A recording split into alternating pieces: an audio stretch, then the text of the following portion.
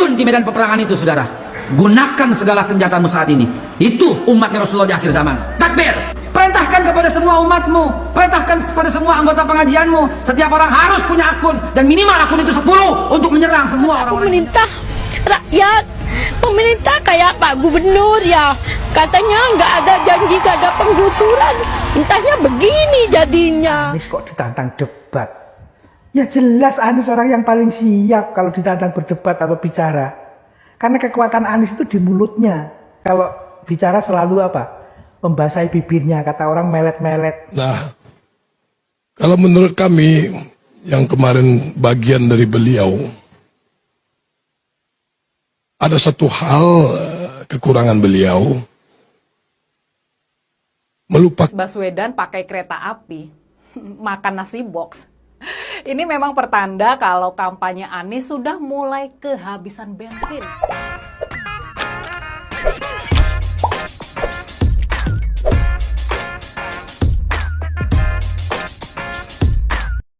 Ini zaman perang opini. Kita mesti aktif untuk melawan semua bentuk penyerangan dalam bentuk opini di sosial media. Saya nggak ikut-ikutan Facebook lah, Twitter, Instagram nggak ikut-ikutan lah. Ya, apa jadinya orang seperti antum ini? Orang yang lari dari peperangan. Gunakan senjata antum itu loh. Senjata antum mereknya Samsung, Oppo, Redmi, Xiaomi. Itu senjata antum. Terjun di medan peperangan itu, saudara. Gunakan segala senjatamu saat ini. Itu umatnya Rasulullah di akhir zaman. Takbir. Perintahkan kepada semua umatmu, perintahkan kepada semua anggota pengajianmu, setiap orang harus punya akun, dan minimal akun itu 10 untuk menyerang semua orang-orang yang menyerang.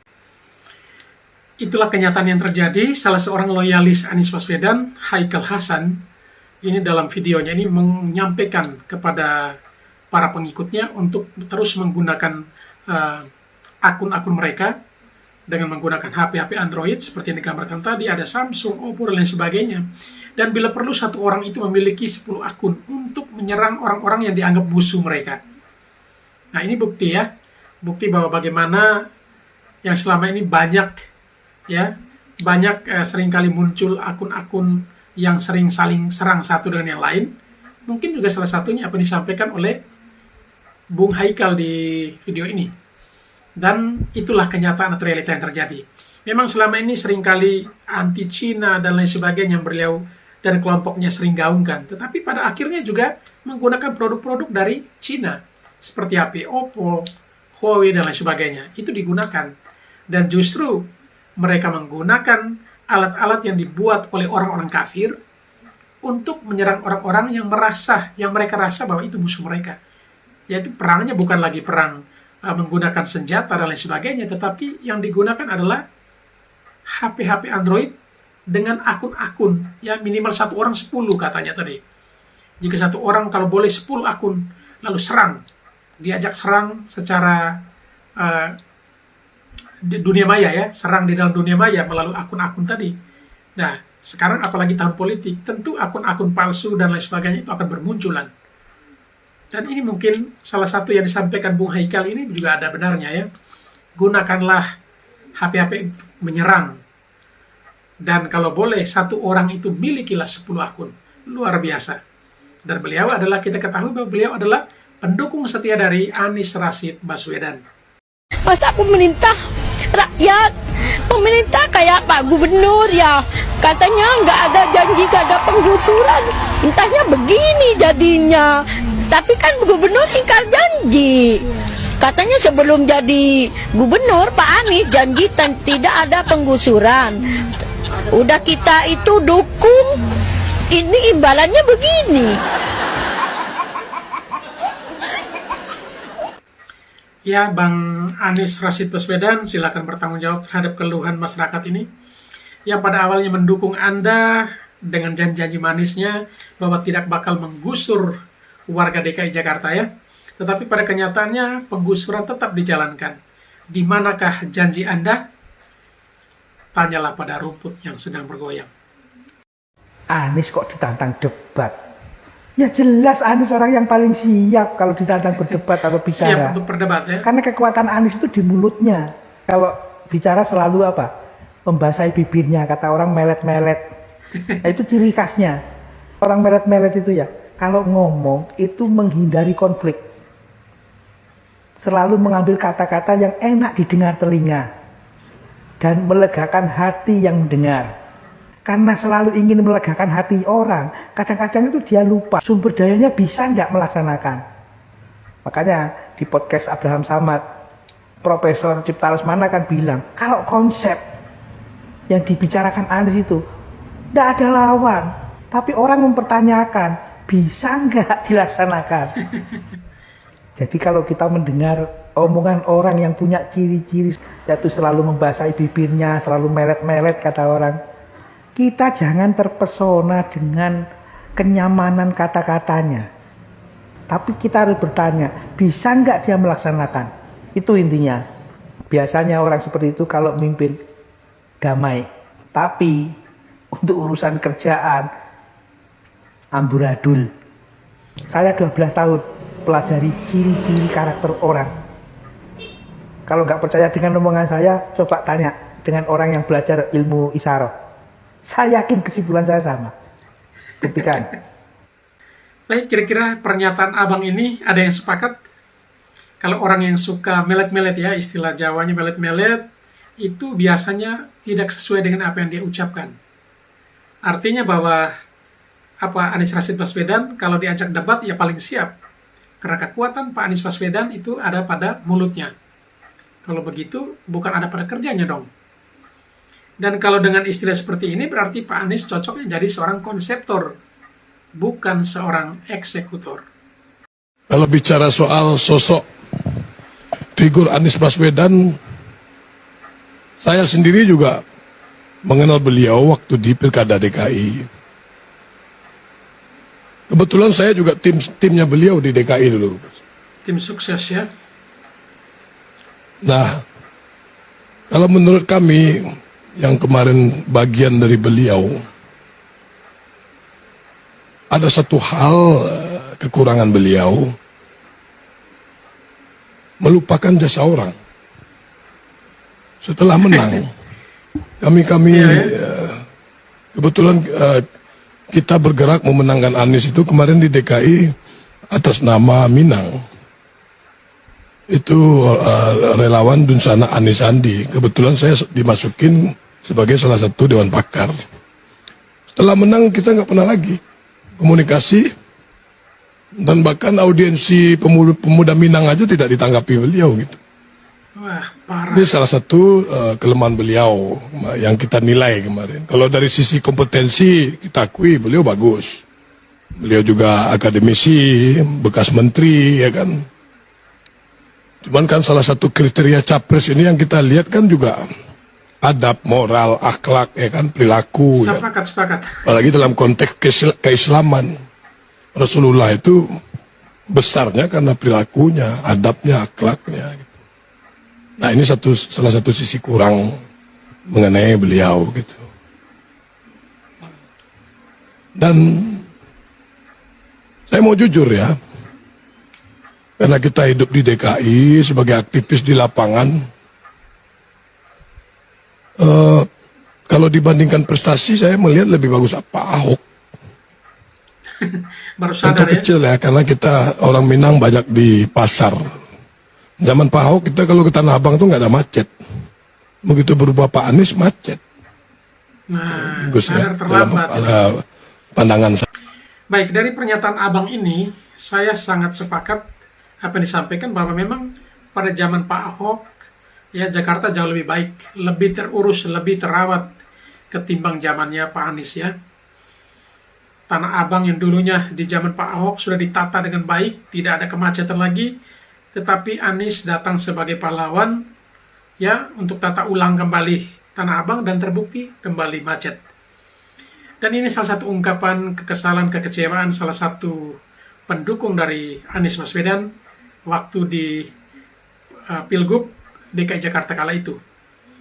Mereka dari barisan pemuda Minang sangat kecewa karena ketika didukung dan setelah itu beliau menjadi gubernur, diundang untuk diskusi saja beliau sudah tidak tanggapi lagi. Dan ini saya sangat sepakat dengan abang tadi bahwa ini adalah soal adab. Soal adab itu adalah bagaimana menghargai orang lain. Jangankan orang itu pernah membantu kita. Yang tidak pernah membantu kita pun harusnya direspon. Dan kalau dalam perkara-perkara kecil saja kita tidak setia dan kita tidak tunjukkan itu, bagaimana bisa dipercayakan perkara-perkara besar.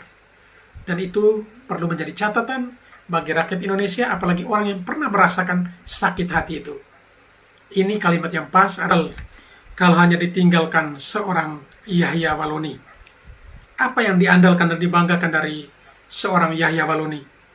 Tentu rakyat Indonesia juga tahu kapasitasnya seperti apa dan apa pengaruhnya. Kehilangan Yahya Waloni, saya yakin justru ya grup atau kelompoknya Pak Prabowo jauh lebih baik. Karena terhindar dari orang-orang yang ya kata-katanya kasar, sangat kurang pas ya untuk berada di dalam grup atau kelompok tersebut. Sehingga ketika beliau mengambil langkah dengan meninggalkan atau tidak mendukung lagi Pak Prabowo, justru itu harus disyukuri oleh timnya Pak Prabowo. Terhindar dari orang-orang yang memang tidak pas atau tidak pantas ada di kelompok itu. Tadi beliau menyampaikan bahwa menjadi seorang ustadz itu harus berada di garis yang lurus, bukan independen. Di garis yang lurus, bukan independen. Kalau independen itu nanti makan kiri kanan. Tetapi kalau berada di garis yang lurus, berarti sudah tetapkan pilihan. Dan dari pernyataan beliau bahwa seolah-olah yang paling benar itu adalah Anies Baswedan. Dan ini kajiannya dari mana kita tidak paham. Tetapi menurutnya, bahwa pilihan itu yang paling benar, lurus. Ya, kalau semua orang pingin sesuatu yang benar itu, tanyalah saja pada Yahya Waloni. Karena ketika Yahya Waloni mengambil putusan yang mana, itu yang lurus dan benar. Berangkatnya Anies Baswedan pakai kereta api, makan nasi box. Ini memang pertanda kalau kampanye Anies sudah mulai kehabisan bensin. Foto Anies berangkat pakai kereta api ke Pangandaran adalah sebuah pertanda. Dia pergi naik kereta api dan makan nasi box. Sepertinya bahkan nggak ada yang menemani.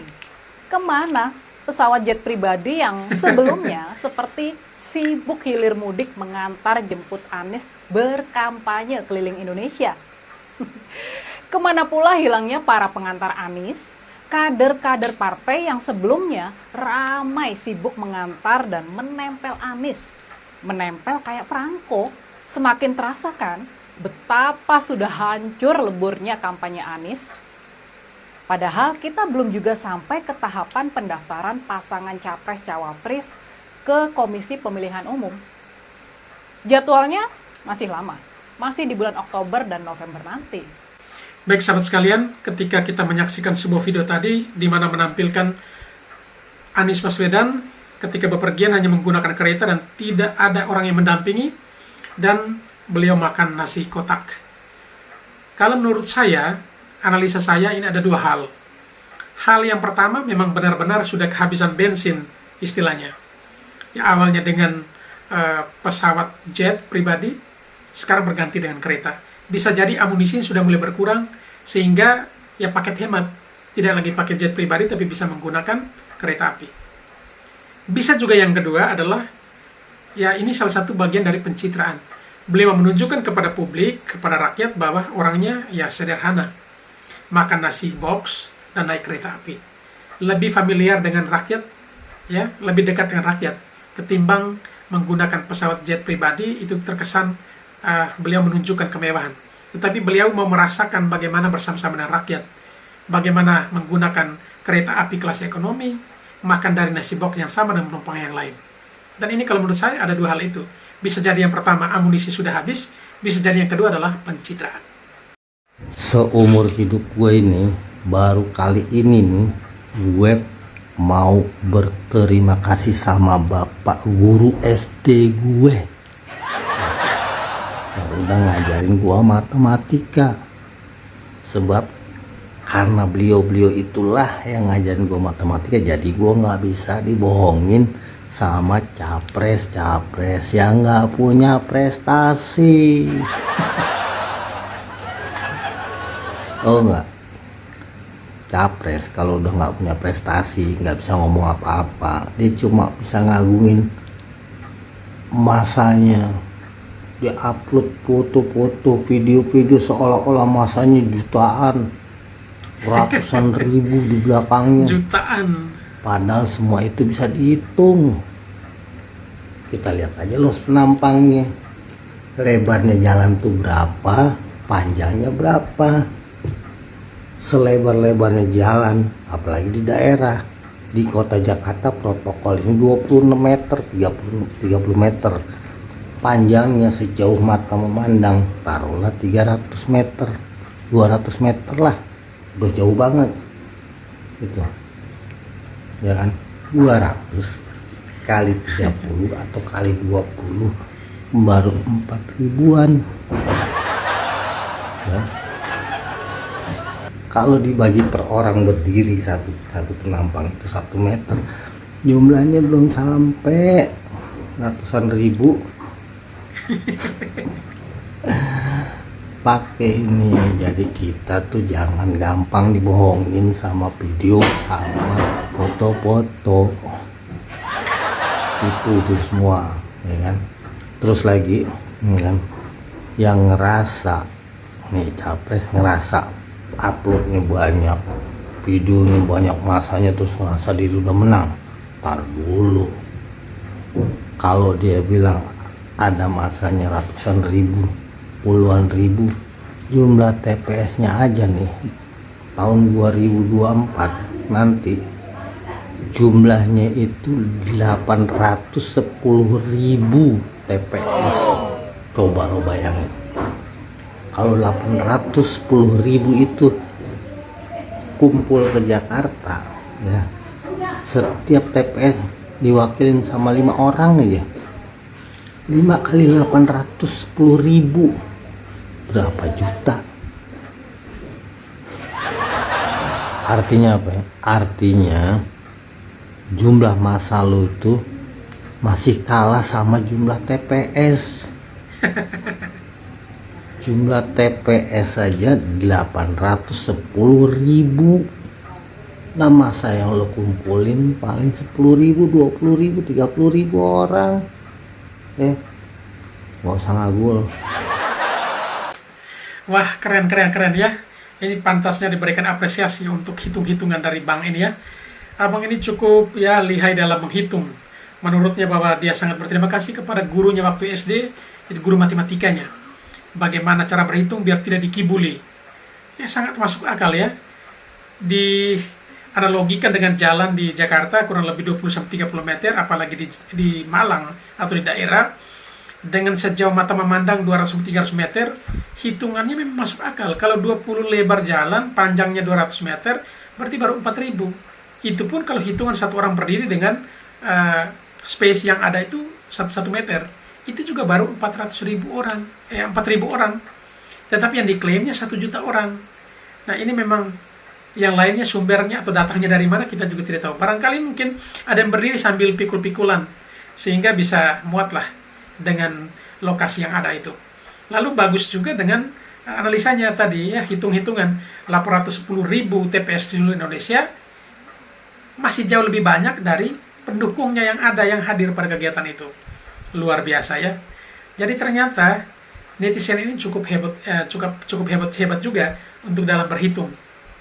Dengan belajar dari abang tadi, cara hitungnya ini memang akan membuka cakrawala berpikir kita biar tidak dikibuli oleh siapapun.